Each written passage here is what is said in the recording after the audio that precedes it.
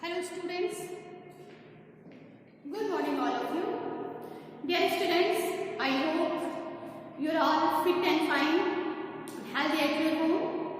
Dear students, today we are going to continue the chapter that is crop production. Okay, so we are still on this chapter, first chapter, because this chapter is too long, lengthy chapter and we have to study with patiently. धीरे धीरे थोड़ा थोड़ा पढ़ेंगे तो अच्छे से समझ में आएगा. Okay, now let's recall we were talking about the various agricultural practices. Okay, so हमने कहाँ तक बात कर रही थी? Pest control and disease control. Now today we are going to talk about the harvesting, threshing and winnowing. Okay, now so dear students, हमने pest control कर लिया, डिजीज कंट्रोल कर लिया. ठीक है, अब उसको हमने छोड़ दिया, वो क्रॉप्स जो है वो ग्रो कर रहे हैं. Okay, so after maturing the crop, next step क्या होना चाहिए? The cutting down of crops. ठीक है, so the cutting and gathering of crop after it is mature. पूरी तरह से पक गई है, मतलब ग्रोथ हो चुकी है, तो हमें क्या करना होता है? उसको कट करना विद सिकल. जो आपने देखा होगा आजकल है आपकी क्या बोलते हैं उसको, वीट. तो वीट की जो है वो हार्वेस्टिंग किया जा रहा है. कई जगह हार्वेस्टिंग और थ्रेशिंग से विनोइंग सब कुछ हो चुका है. कुछ खेतों में जो है वो हार्वेस्टिंग बाकी है. तो आपने देखा होगा जो फार्मर्स होते हैं वो एक सिकल लिए रहते हैं, उससे जो है वो कट कर करके वो सारी क्रॉप्स को कट करते हैं और उसको एक जगह बाइंड करके गैदर करते हैं. Okay, so this process is called as harvesting. ठीक है, यानी कि जो क्रॉप्स फल रही है उनको कट करके एक जगह इकट्ठा करना, एक जगह कलेक्ट करना is called as harvesting. Okay, तो यानी कि हार्वेस्टिंग दो तरीके से की जाती है. Is done by two ways. Manual harvesting में वही है कि फार्मर्स सिकल का यूज करते हैं, कट करते हैं. ओके, दूसरा है कि बाय मशीन कॉल्ड कंबाइन. ठीक है, या फिर बहुत सारे जो मतलब बड़े बड़े फॉर्म्स यानी कि बड़े फार्मर्स जहाँ पे बहुत ज़्यादा खेती होती है, बहुत लार्ज स्केल पे है, तो वहाँ पे क्या करते हैं कि वो एक मशीन के थ्रू करते हैं जिसको कंबाइन बोला जाता है. ओके, सो कंबाइन जो होता है वो कट करता है. ठीक है, साथ में वो आपके थ्रेश भी करता है. ठीक है, combine has a harvester and thresher combined together in one machine. ठीक है, तो वो एक तरह से कट भी करता है और उसमें थ्रेशर भी होता है. So what is thresher and what is threshing? So threshing is the process of separating grains and husk from the harvested crop is called threshing. ठीक है, यानी कि जो क्रॉप्स हमने कट करके हार्वेस्ट करके रखी हुई है, अब उस क्रॉप से क्या करना है? हस्क को और ग्रेन्स को अलग करना है. यानी कि जो उसकी घास है, उसकी जो ग्रासेस होती हैं उनको अलग करना है और ग्रेन्स को सेपरेट करना है. तो ये इस प्रोसेस को बोलते हैं थ्रेशिंग. तो ये आजकल क्या होता है कि उस मशीन को थ्रेशर बोलते हैं या कंबाइन कहते हैं. तो उस मशीन में जो होती है वो दोनों चीजें होती हैं कि वो हार्वेस्टिंग का भी काम करता है और थ्रेशिंग का भी काम कर रहा है. क्रॉप्स को कटिंग डाउन भी करते हैं प्लस क्रॉप्स से जो है वो ग्रेन्स को और हस्क को सेपरेट भी करते हैं. Okay, clear? You can see in the picture now. Next है आपका जब ग्रेन्स एंड हस्क को सेपरेट करते हैं. ओके, तो जो हस्क होता है वो एनिमल्स का जो है वो फूड हो जाता है. जो आपके रूमिनेंट्स एनिमल्स होते हैं उनके लिए एक तरह से फूड होता है. और जो ग्रेन्स निकली हैं वो ग्रेन्स भी बिल्कुल फ्रेश नहीं होती हैं, अभी उस ग्रेन्स में भी कुछ चीजें बाकी रहती हैं. उसको क्या करना है? नाउ अब उसके लिए सेकेंड स्टेप है. Next step, the process of separating the hay and chaff from the grains with the help of wind is called winnowing. ठीक है, अब उस ग्रेन्स में क्या करना है? विनोइंग करना होता है. ठीक है, उसमें से एक यानी कि जो उसका स्टॉ है या भूसा जिसको बोलते हैं हिंदी यू कैन से, भूसा जो छोटे छोटे टुकड़े होते हैं उसमें से उसको अलग करना है. ठीक है, तो वो कैसे है? With the help of wind. तो विंड की हेल्प से करते हैं, इसलिए इसको विनोइंग कहते हैं. ठीक है, तो इसमें करते क्या है कि जो ग्रेन्स होती हैं उसको जो है ऊपर से गिराते हैं. ठीक है, to fall from a height. तो ग्रेन्स जो होती है वो फॉल स्ट्रेट. जो ग्रेन्स हैवी होती है वो नीचे गिर जाती है. And hay and chaffs are lighter. तो वो हवा के साथ साथ उड़ के दूर जाते हैं और दूर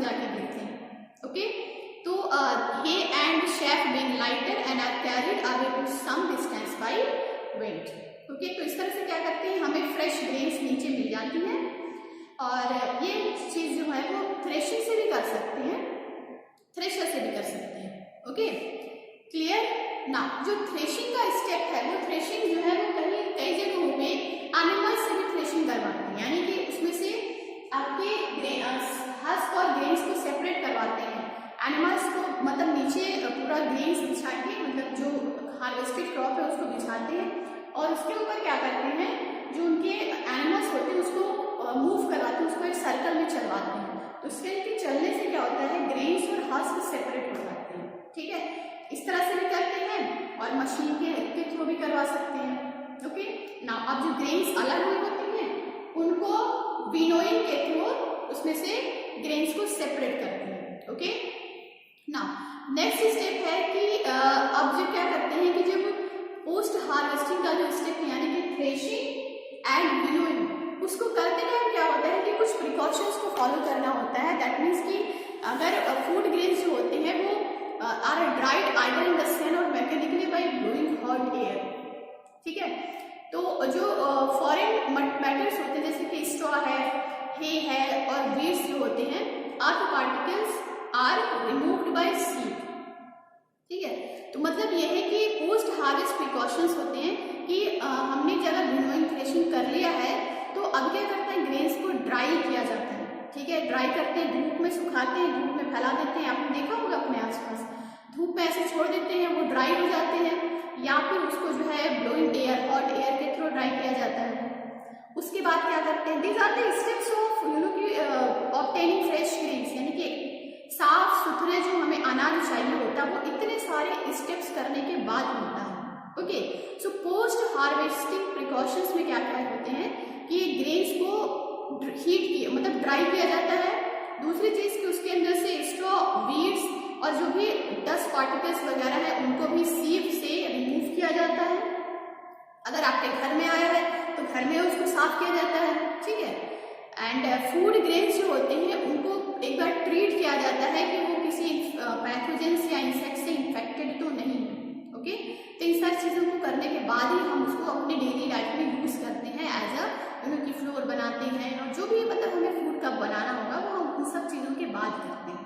ओके ना, अब सारी चीज़ें हो चुकी हैं, ग्रेन्स हमें मिल गई हैं। अब हमारा जो लास्ट स्टेप है that is the storage of grains. So, storage of grains.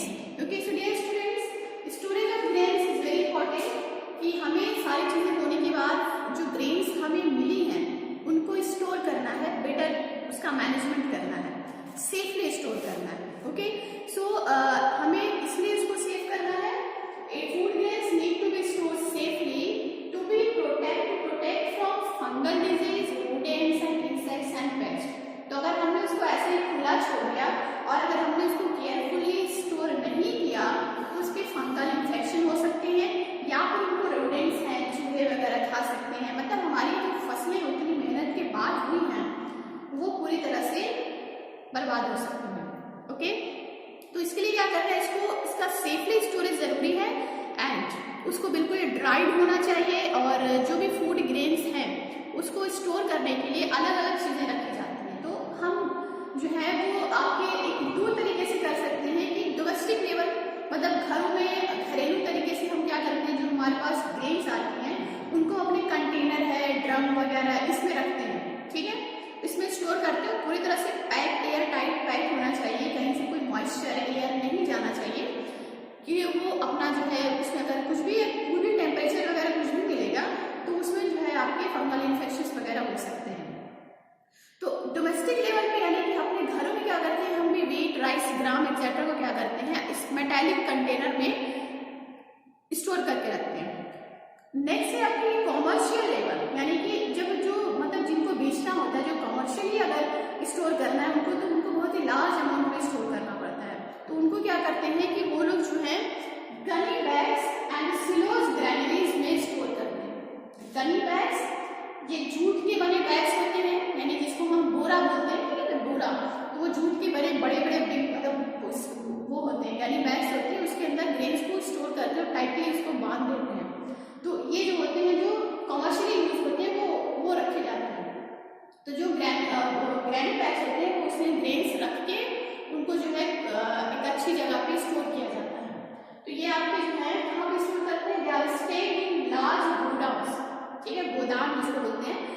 Godowns में जो है वो वहाँ पे उनको रखा जाता है। रखते भी कहाँ पे? वुडन प्लेटफॉर्म पे, अर्थ पे डायरेक्ट जमीन पे नहीं रखते हैं, वुडन प्लेटफॉर्म पे रखते हैं, दीवार से दूर रखते हैं, ठीक है। तो अर्थ से जो है they are store about 10 to 15 above the ground, ठीक है, जमीन से 10 से 15 सेंटीमीटर ऊपर और 70 centimetre away from the wall. तो दीवार से भी दूर रखते हैं और जमीन से भी दूर रखते हैं। तो इस तरह से उसको जो है स्टेक किया जाता है। और godowns are made free of microbes, जो एरिया होता है वहाँ पे बिल्कुल मतलब उसको माइक्रोब्स फ्री और इंसेक्ट्स फ्री, रोडेंट्स फ्री किया जाता है बाय स्प्रेइंग पेस्टिसाइड्स, ठीक है। तो सब दवाइयाँ वगैरह छिड़क के वहाँ पे किसी भी तरह के कीड़े या फिर पेस्ट को आने नहीं दिया जाता है। ओके, तो ये ग्रेनी बैग्स हो गए। और दूसरा होता है कि सिलोज ग्रैन्यूल्स। तो सिलोज ग्रैन्यूल्स क्या होते हैं कि ये बड़े बड़े सिलेंड्रिकल कंटेनर होते हैं, ठीक है। तो उसमें क्या होता है कि they are cylindrical containers for bulk storage of grains. उसमें बहुत ज्यादा अमाउंट में ग्रेन्स को स्टोर किया जा सकता है। गनी बैग्स और हमारे पास जो ड्रम वगैरह होते हैं उसमें तो बहुत कम होते हैं, उसमें आपके 50 kg 100 kg होंगे।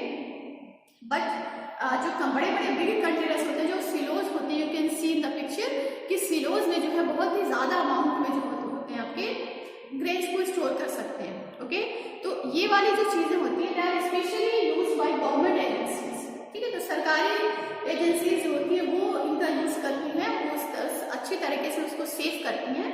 तो ग्रेन सिलोज क्या होते हैं उसको भी इंस्पेक्ट किया जाता है, फ्यूमिगेशन किया जाता है वहाँ पे, उसको भी प्रोटेक्ट किया जाता है, पेस्ट से टेम्परेचर भी कूल कंट्रोल किया जाता है, बहुत ज़्यादा टेम्परेचर नहीं होना चाहिए, मतलब फंगल ग्रोथ के लिए टेम्परेचर नहीं होता है। उसमें जो कॉन्टिन्यूअस सर्कुलेशन ऑफ नाइट्रोजन रखा जाता है through granaries keeps the stored grains free of rodents, ठीक है। तो रोडेंट्स इंसेक्ट से फ्रेश रखने के लिए, फ्री रखने के लिए वहाँ पे भी आपकी सारी चीज़ें की जाती हैं और बहुत अच्छे तरीके से की जाती हैं ताकि आपके जो ग्रेन्स हैं वो फ्रेश रह सके और हम इसको कभी भी और कई सालों के बाद भी यूज कर सकते हैं। ओके, नाउ अब ये है कि हम जो होते हैं हमारे पास जो ग्रेन्स आती हैं उनको हम कंट्रोल करते हैं, क्योंकि जो during the growing of crops, जब क्रॉप प्लांट्स ग्रो कर रहे होते हैं उस टाइम भी हमें बहुत सारे उसका जो है वो टेक केयर करना पड़ता है, बहुत देखभाल करनी पड़ती है। And after their maturation, after the growth यानी कि production of crops, crop production के बाद में क्या होते हैं हमारे पास जो ग्रेन्स आती हैं हमें उन्हें भी पेस्ट से बचाना पड़ता है। ओके, तो उसमें क्या करते हैं कि बहुत सारे तरीके हैं फंगल इन्फेक्शन और इंसेक्ट से बचाने के लिए कि सबसे पहले है कि फ्यूमिगेशन यानी कि केमिकल है फ्यूमिगेंट्स, उसको जो है स्प्रे किया जाता है स्टोर ग्रेन्स पे। या फिर दूसरे तरीके है कि घरों में नीम की पत्तियां, नीम लीव्स को जो है वो ग्रेन्स पे रख देते हैं। तो नीम लीव्स क्या होती है वो थोड़ा सा आपकी बिटर होती है, मतलब कड़वी होती है, तो उससे क्या होती है कि वहाँ पे पेस्ट जो है वो ग्रो नहीं कर पाते, वो वहाँ से दूर चले जाते हैं। तो नीम के लीव्स हैं या नीम के जो आपके नीम का पाउडर बना के ब्लैक पेपर पाउडर मिक्स करके जो है उसको बांध के जो है उसमें रखा जाता है, उसकी स्मेल से पेस्ट जो इंसेक्ट्स होते हैं वो दूर होते हैं, ठीक है। या फिर क्या करते हैं कि बहुत जगह स्मॉल क्वांटिटी में वेजिटेबल एंड मिनरल ऑयल्स को जो होते हैं वो ऊपर से डाल देते हैं ताकि जो एनिमल्स के लार्वा हैं या उनके जो स्मॉल एग्स होते हैं वो खत्म हो जाए। ओके, सो हम क्या करते हैं, बहुत सारे तरीके हैं।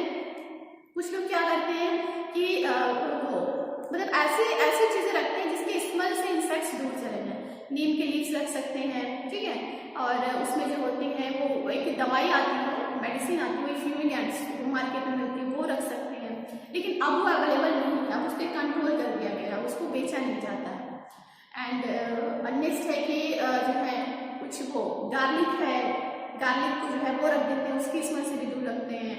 कुछ लोग क्या करते हैं कि मैच स्टिक रखते हैं, मैच स्टिक में फॉस्फोरस होता है तो उसकी स्मेल से भी दूर चले जाते हैं। तो अलग अलग तरीके हैं, तो हर तरीके से क्या करते हैं कि after the maturation of crops, जब क्रॉप्स जो है हम ग्रेन्स हमारे पास आ जाती हैं तो उसका भी हमें देखभाल करना बहुत ज़रूरी है, अदरवाइज हमने अगर उनको वैसे ही छोड़ दिया तो वो पूरी तरह से बर्बाद हो जाएंगे। Okay, so I think you are clear about this कि क्या क्या स्टेप्स थे और क्या क्या प्रोसेस होते हैं, और लास्ट में हमें उसको स्टोर भी सेफली करना पड़ता है, तभी हम उसको अच्छी तरीके से यूज कर पाएंगे, अदरवाइज उसमें इन्फेक्शन हो जाएगा। ओके, नेक्स्ट आपको जो पढ़ना है that is crop improvement and green revolution.